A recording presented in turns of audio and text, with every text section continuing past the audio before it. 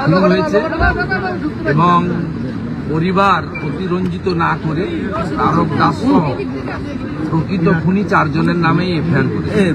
দুর্ভাগ্যজনক এটাও সত্যি যে আজকে 24 ঘন্টার বেশি, প্রায় 36 ঘন্টার বেশি অতিবাহিত হওয়া সত্ত্বেও একজনেরও গ্রেপ্তার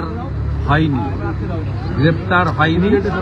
এখানেই প্রমাণিত রাজনৈতিক রং দেখে পশ্চিমবঙ্গের পুলিশ কাজ করে। এই ঘটনাতে মারামারির কোনো সিন নেই। যাদের নামে অভিযোগ হয়েছে তৃণমূল কংগ্রেসের একটা গুন্ডা পান্ডা তারক সহ, তাদের কারোর চোট লাগেনি, ওয়ান সাইডেড হয়েছে।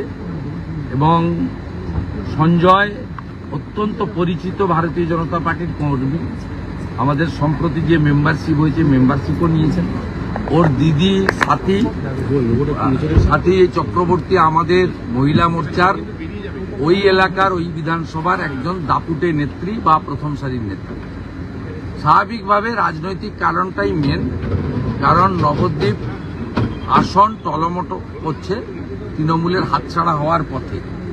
লোকসভাতে রোহিঙ্গা বাংলাদেশি মুসলিম অবৈধ অনুপ্রবেশকারী ছাপ্পা ভয় দেখিয়ে মাত্র 6000-এর গ্যাপ। ওরা জানে এসআইআর হওয়ার পরে ওরা 20,000 ভোটে নবদ্বীপে হারবে। তাই এই ধরনের তাজা কর্মীদেরকে খুন করে যে যুবকরা পশ্চিমবঙ্গ বিজেপির প্রধান হাতিয়ার বা স্তম্ভ, এই যুবকদেরকে ভয় দেখিয়ে দিতে চায়।